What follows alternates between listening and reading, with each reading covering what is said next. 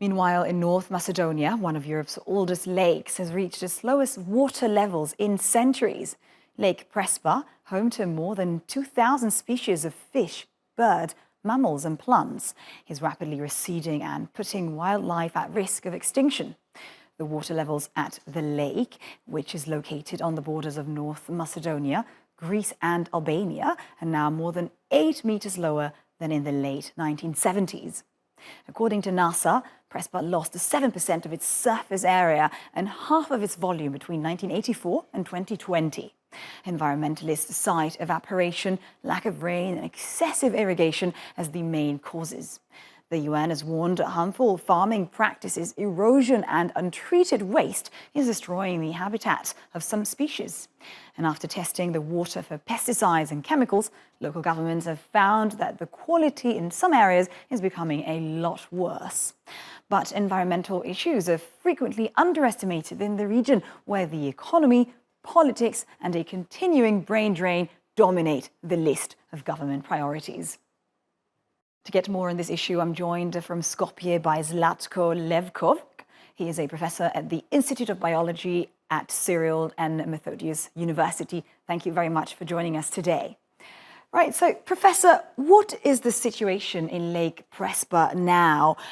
What about the levels and how worried should we be? Well, the situation is very bad, almost, let's say, catastrophic. Because of the water level decreasing, but also because of the high levels of pollution and eutrophication. Lake Prespa is one of the most important lakes, not only on Balkan Peninsula, but also in Europe, in the world. It also contains a lot of endemic species from different groups of organisms. And they survived in this lake more than 2 or 3 million years.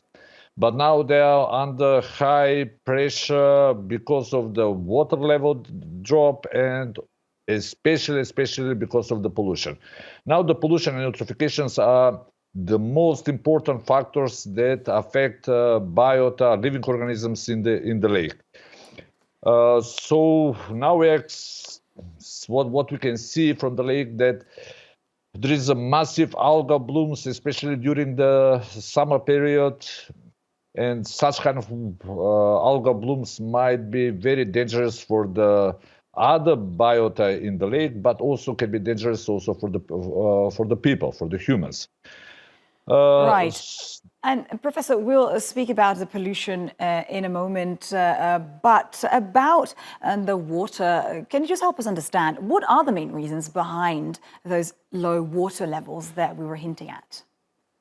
Well, there are two main reasons. The first reason is, let's say, climatic change, or there is a lower water input from the rains and snow during the last years, but also there is a huge amount of water that's used for agricultural irrigation purposes. So there are a lot of huge agricultural land on the shore of the lake, and a lot of water is used for irrigation purposes.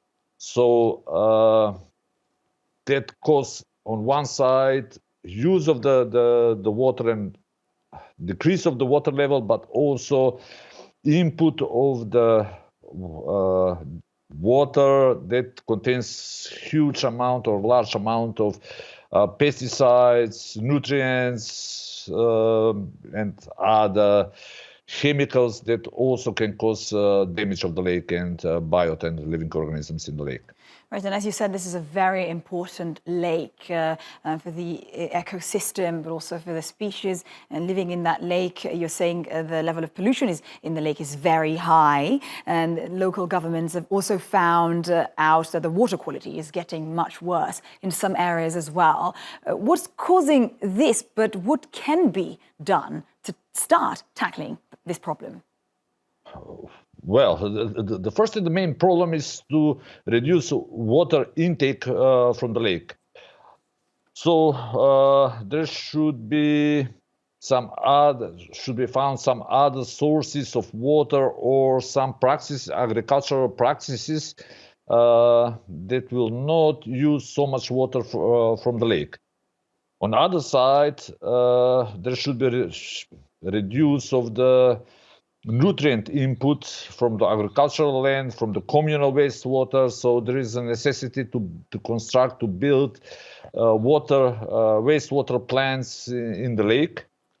And also there are several other measures that might be taken in the lake itself, like control of the growth, the microphytes, of the plants that now are occupying a huge surface area of the lake.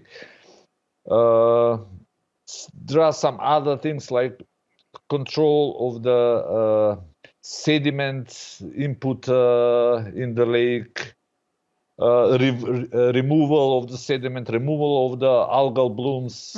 So there are many things that might be taken in the lake, but yeah, of course, it requires a large amount of money that should be spent on all those activities. However, this lake is important also because it's connected with other lakes called Lake Ohrid, and Lake Ohrid is one of the famous lakes again in the world. It contains also a lot of endemic species from every possible group of organisms. Right. So that means that the Lake Ohrid is now also affected by the water quality from Lake Prespa, because about 45 to 50% of the water that is entering Lake Ohrid is originated from Lake Prespa. So this is very important. And on this very point, let's talk about this other lake, Ohrid, because due to Prespa's location on high ground, then Ohrid really relies on underground water flowing through the surrounding limestone to maintain its levels. And we know that the Lake Ohrid is already exposed to excessive pollution. Then how can Prespa affect Ohrid in these regards? Well, it will cause increase of the nutrients in the lake, in Lake Ohrid.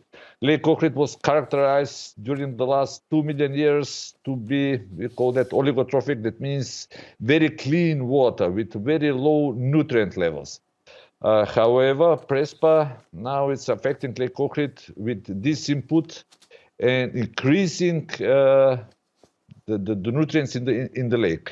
That will cause, let's say, intensive growth of algae in the surface water, but also in the bottom. And other side, that will cause a problem to all other animal species, like fishes, like birds, like snails, and many other groups that are connected with a particular food or particular substrate for reproduction. Professor Zlatko Levkov, thank you very much. A pleasure having you on the show. And that's it for this week. Thanks for watching and see you next time.